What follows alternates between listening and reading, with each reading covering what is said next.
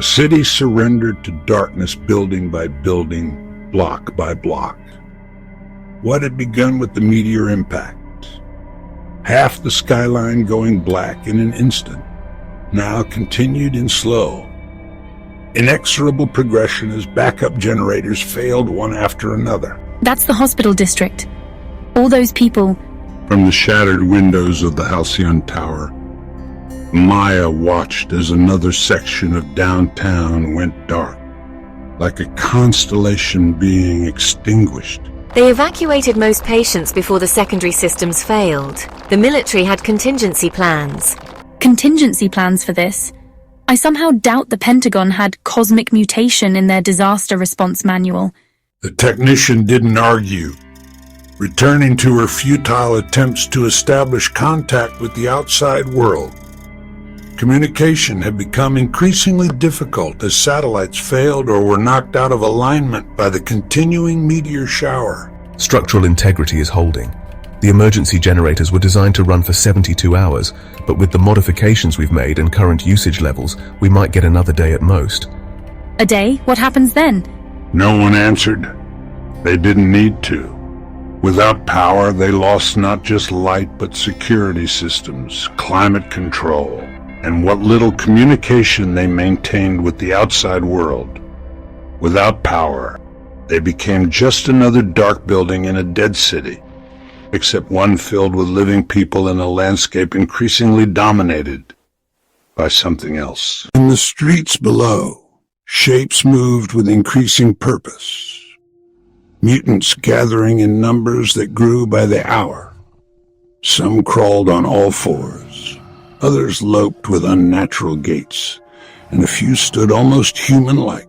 They're organizing. See how they're establishing a perimeter? That's not random. That's tactical positioning. They're intelligent. Or becoming so. Colonel thinks they're evolving, not just physically, but mentally. Above, the night sky had transformed into something alien and beautiful. More of them. How many pieces broke off before impact? Astronomical division lost count after the initial impact. The asteroid apparently fragmented extensively in the upper atmosphere. Each one bringing more of whatever changed us. Well, changed some of us. You're lucky. This isn't a gift, it's... A random cosmic lottery? Some got powers, some got mutations, most got dead? Something like that.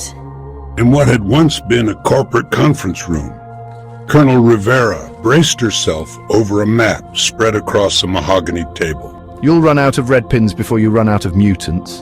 Want me to raid the accounting department for more? Instead of offering commentary, Doctor, perhaps you could provide something useful. Limited. Without proper lab equipment, we're basically conducting medieval medicine. I can tell you the cellular structure is changing in the infected tissues, but the how and why might as well ask me to explain quantum physics using sock puppets.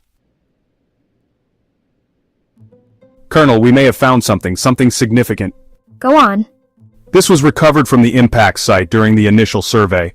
We've been running tests, but it's what happened accidentally that you need to see. Is that from the meteor? Asteroid, and yes, a fragment, one of the smaller pieces that separated during atmospheric entry. What am I looking at, Doctor? It looks like a rock. Fascinating. Please step back from the table, and then slowly approach the rock. Though skepticism flashed across her face, Rivera complied, stepping away before turning to approach again. As she drew near, something extraordinary happened. The rock began to pulse with light from within, faint at first, then growing stronger with each step Rivera took toward it. The pulses increased in frequency as she approached until, when she stood directly over the case, the stone remained constantly illuminated, vibrant colors bleeding through its otherwise dull surface. My God. Then, without warning, the rock released a cloud of something. Not gas, not quite dust, but something between the two. It filled the containment case in seconds, a swirling cosmos of microscopic particles that obscured the rock completely. What the hell? Don't worry, the containment field is secure. It's military grade, designed for biological hazards far more aggressive than this. You hope. It's responding to you, or rather to what's in you now. The changes the asteroid's energy has catalyzed in human biology. Explain. When we first collected the sample, it was inert, dead, essentially. But as our team began showing symptoms of exposure, the sample began reacting. At first, just in proximity to Specialist Lewis, who developed telepathic abilities. Then to Dr. Halloran, who manifested density manipulation. But I'm not showing any signs of abilities, and we already knew the mist came from the crater. With respect, Colonel, it's much more than that. What we're witnessing is panspermia in action. Panspermia? You're pulling my leg? It's a legitimate scientific theory. The idea that life, or the precursors to life, could be carried between planets or even star systems via meteoroids, asteroids, or comets. Scientific theory has long suggested that comets, asteroids, and meteorites might have delivered the building blocks for life to Earth over millennia. This reaction, provides compelling evidence that the theory is correct, though nothing in the literature would suggest something this extreme. You're saying aliens did this? No, not aliens in the popular sense. I'm saying that the fundamental building blocks of life, or in this case, the catalysts for transformation, may be universal constants distributed throughout the cosmos by celestial bodies. What we're seeing isn't an invasion, it's more like cosmic pollination. Poetic, but does it help us survive? If what you're saying is true, why is it changing us, both mutants and the evolved alike? The asteroid didn't bring life with it. It brought fundamental change. I don't have a definitive answer yet, but consider this. Scientific consensus holds that 75 to 90% of human DNA is considered junk DNA, genetic material with no apparent function. Perhaps these spores, this cosmic material, is activating or rewiring that dormant genetic potential. Different people, different activations, some beneficial, some not so much. It could explain the divergent mutation patterns, the evolved humans like Miss Kinsley here developing specific controlled abilities, while others transform more radically into what we've been calling mutants. Or it could be random cosmic radiation causing unpredictable genetic damage. We're theorizing without data, Weiss. Bad science. What we need is more controlled observation, more samples, more... A howl cut through the night, silencing the scientists mid-sentence. They're communicating, coordinating. That's not random mutation, that's directed evolution. Where are Daniel and Reds? They should have been back by now. No one answered. The absence of the scavenging team had become a weight that grew heavier with each passing hour. We need to prepare to move. The mutants are gathering outside the building, waiting. Waiting for what? For us to make a mistake, for the power to fail, for reinforcements. Take your pick. Or waiting for their next evolutionary leap. Colonel, we've got movement at the south barricade. Civilian approaching.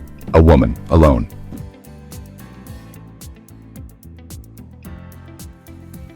At the south entrance, 4 soldiers had taken defensive positions around a makeshift barricade of overturned desks and file cabinets. Through a gap, they could see a woman staggering toward the building, disheveled, clothes torn, but seemingly human. She's bleeding. Please help me. Could be a trap. Check her for infection. Standard protocol, keep your distance. Please hurry, they're coming, I can feel them coming. Radiation levels elevated, but not beyond parameters we've seen in survivors from the impact zone. Wait! The woman took one step forward and collapsed inward. There was no other way to describe it. Her body simply folded in on itself as if crushed by an invisible force, compressing with sickening speed until nothing remained but a dark stain on the pavement. The air rushed to fill the sudden void where she had stood, creating a sharp cracking sound that echoed through the night. What the hell was that? Gravitational anomaly. We've recorded similar phenomena near the crater, but never this far out. It's spreading. The effects are becoming more unpredictable. Get back inside. Full biohazard protocols. Could this be connected to your panspermia theory, doctors? Gravitational anomalies weren't part of any theory I'm familiar with. We can't leave. Not with that happening outside. We can't stay either. The mutants are gathering. I will not leave my brother behind. Assuming they're coming back. They are coming back. Daniel is all I have left. I understand your concern for your brother, but I have 29 other people to consider. And I'm telling you, leaving without supplies is a death sentence. She has a point, Colonel. From a purely logistical standpoint, our survival odds decrease significantly without those supplies. It's been 3 hours. Who knows? They could be... Don't you dare say it, they're alive.